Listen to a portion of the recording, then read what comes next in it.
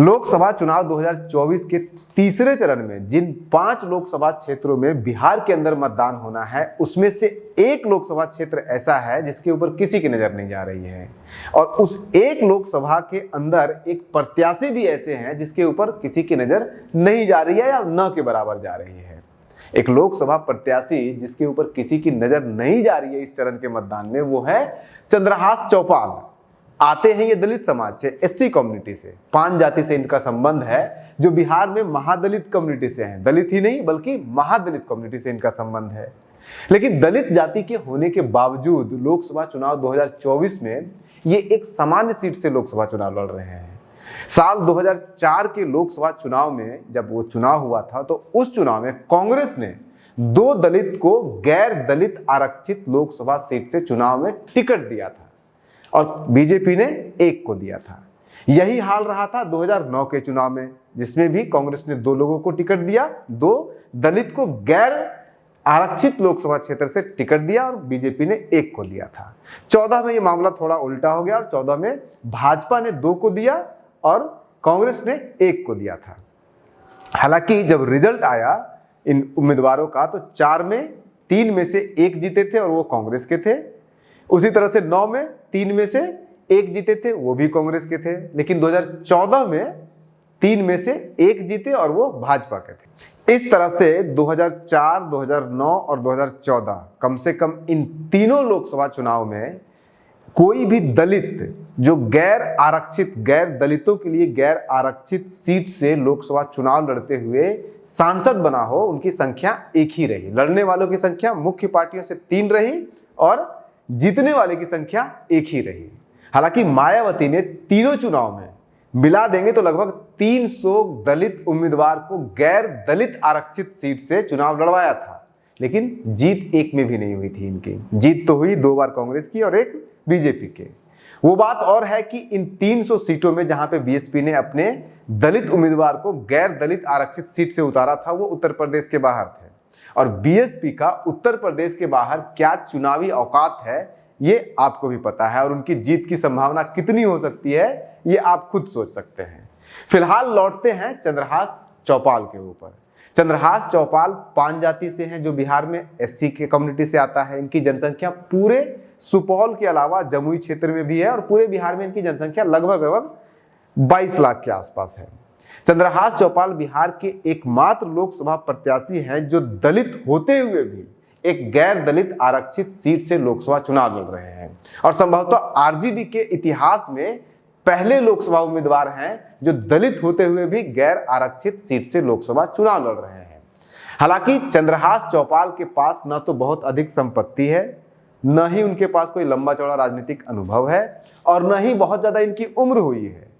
फिर किस आधार पे इन्हें टिकट दिया गया दलित होने के बावजूद गैर दलित सीट पे, ये समझने की बात है। हाँ, इनके ऊपर अपराध में बहुत सारे चार्ज लगे हुए हैं और वो लगातार बढ़ भी रहे हैं, जिसमें हत्या से लेकर अपहरण जैसे अपराध भी शामिल हैं। मात्र 47 साल की उम्र के हैं ये, मात्र 1 बार विधायक बने हैं, लड़े भी 1 ही बार है और वो 1 बार जीत ही गए हैं, और वो भी अपनी पार्टी से नहीं जीते, बल्कि अपनी पार्टी से बगावत करके दूसरी पार्टी से टिकट लेकर के ये विधायक बन गए। चंद्रहास चौपाल भाजपा के नेता हुआ करते थे, लेकिन 2020 में जब बिहार विधानसभा का चुनाव हो रहा था, तो इन्होंने आरजेडी के टिकट पर चुनाव लड़ लिया सिंहेश्वर विधानसभा क्षेत्र से और जीत भी गए। ये इनके जीवन का पहला चुनाव था और पहली जीत भी थी। इसके बाद भाजपा ने इन्हें पार्टी से, यानी कि बीजेपी से 6 सालों के लिए निष्कासित कर दिया। 4 साल पहले जब ये विधायक बने थे, 3.5 साल ही कह लीजिए, 3.5 साल पहले जब ये विधायक बने थे, तो इनकी कुल संपत्ति मात्र 86,69,336 रुपए थी। लेकिन 3.5 साल की विधायकी ने इन्हें करोड़पति बना दिया। 2024 के चुनावी घोषणा पत्र में चुनाव आयोग को इन्होंने बताया है कि इनके पास 2,49,89,614 रुपए की संपत्ति है। मतलब 3.5 साल में विधायक महोदय ने अपनी संपत्ति में 3 गुना की वृद्धि कर लिया। हालांकि इनके ही हिसाब से इनकी वार्षिक आय कभी भी 5 लाख रुपए सालाना से ज्यादा कभी नहीं रहा है, और इनके पूरे परिवार का वार्षिक आय कभी भी 10 लाख से ज्यादा हुआ ही नहीं है। अब 10 लाख का सालाना आय होने के बावजूद, इतना कम आय होने के बावजूद मात्र 3.5 साल में मतलब कि 42 महीने में इनकी संपत्ति 86,69,000 से बढ़ के 2,49,00,000 कैसे हो गई, ये तो बहुत बड़ी गुत्थी है और इसे कोई समझा पाए तो आप ही समझाइए। विधायक महोदय जब विधायक बने थे तब इनके ऊपर हत्या और अपहरण का चार्ज लगा हुआ था, और अब जब लोकसभा चुनाव लड़ रहे हैं तो इनके ऊपर चोरी डकैती के साथ साथ महिलाओं के साथ जोर जबरदस्ती करने का, उनके साथ छेड़छाड़ करने का भी आरोप लग चुका है। वैसे दिन दुगना रात चौगुना संपत्ति के साथ साथ अपराध की लिस्ट में बढ़ोतरी तो लगभग सभी नेताजी की होती है, लगभग सभी की होती है, सबकी नहीं होती है। इसलिए अब वापस लौटते हैं उसी दलित के सवाल पर कि कैसे और कितने दलित को हिंदुस्तान में लोकसभा चुनाव में या लोकसभा चुनाव के दौरान किसी गैर आरक्षित लोकसभा सीट से कोई पार्टी टिकट देता है और कितना उसमें से जीतते हैं। साल 2004 के लोकसभा चुनाव में 32.4% प्रत्याशी दलित और आदिवासी थे, लेकिन साल 2019 में यह घट करके मात्र 19.6% रह गया है। 2019 के लोकसभा चुनाव के कुल 118 दलित और आदिवासी उम्मीदवार मैदान में थे और गैर आरक्षित लोकसभा सीट से ये चुनाव लड़ रहे थे, लेकिन मात्र 5 साल पहले यानी कि 2014 में इनकी संख्या 350 थी। 350 दलित उम्मीदवार गैर आरक्षित लोकसभा क्षेत्र से चुनाव लड़ रहे थे, आरक्षित दलित होने के बावजूद। पार्टी के हिसाब से देखेंगे तो पार्टी के टिकट पर चुनाव लड़ने वाले दलित उम्मीदवारों की संख्या और अनुपात दोनों बढ़ा है, जबकि निर्दलीय उम्मीदवारों की संख्या और अनुपात घट गया है पिछले लगभग 15-20 सालों में। साल 2004 में के लोकसभा चुनाव में 47.9% दलित उम्मीदवार निर्दलीय हुआ करते थे, जो कि 2019 में घटकर मात्र 34.2% हो गया। लेकिन साल 2004 के लोकसभा चुनाव में 5.9% दलित उम्मीदवार कांग्रेसी थे, जो कि 2019 में बढ़कर के 7.3% हो गया, यानी कि बढ़ा है कांग्रेस के अंदर कम से कम।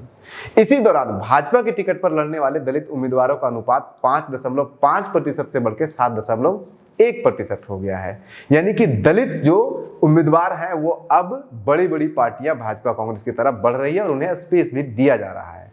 दूसरी तरफ उत्तर भारत में दलित की पहचान से राजनीति करने वाली सबसे बड़ी राजनीतिक दल बीएसपी, मायावती की बीएसपी की तरफ से चुनाव लड़ने वाले दलित आदिवासी उम्मीदवारों का अनुपात साल 2004 में भारत में कुल SC/ST उम्मीदवारों का मात्र 11% हुआ करता था, जो कि 2019 में घट के मात्र 7.1% रह गया, यानी कि लगभग 5-4% की गिरावट आई है। यानी कि कांग्रेस और भाजपा अधिक दलित आदिवासी उम्मीदवारों को टिकट दे रही है और बीएसपी अब कम SC/ST उम्मीदवारों को टिकट दे रही है। ये अपने आप में एक सोचने वाली बात है। अब राज्य के हिसाब से भी देख लीजिए। राज्य के हिसाब से देखेंगे तो बिहार की हालत इसमें सबसे दयनीय है। बिहार में 2004 के लोकसभा चुनाव में 24% उम्मीदवार दलित या आदिवासी हुआ करते थे, जो 2019 में घट करके 12% रह गया है मात्र। ये गिरावट लगभग सभी राज्यों में आपको देखने को मिलेगा, लेकिन बिहार में ये गिरावट कुछ ज्यादा है। ये गिरावट बिहार से ज्यादा तमिलनाडु में भी है, लेकिन उत्तर प्रदेश और कर्नाटक में बिहार से कम गिरावट है। कर्नाटक में ये गिरावट सबसे कम है। ऐसे में बिहार के सुपौल लोकसभा क्षेत्र से, जो कि एक सामान्य लोकसभा क्षेत्र है, वहां से आरजेडी द्वारा एक दलित नेता चंद्रहास चौपाल को सामान्य सीट से टिकट देना साहसिक कदम है और इसके लिए आरजेडी का जो भी है एनकरेज होना चाहिए, उनकी वाहवाही होनी चाहिए। अब ये तो चुनाव का परिणाम ही बताएगा कि चंद्रहास चौपाल चुनाव जीतते हैं या हारते हैं, लेकिन अगर जीत जाते हैं तो बिहार के साथ साथ आरजेडी और हिंदुस्तान के लोकतंत्र का ये एक खूबसूरत पल होगा। बने रहिए न्यूज हंटर के साथ इस लोकसभा चुनाव में। नेताजी का दाव, लोकसभा चुनाव। नमस्कार।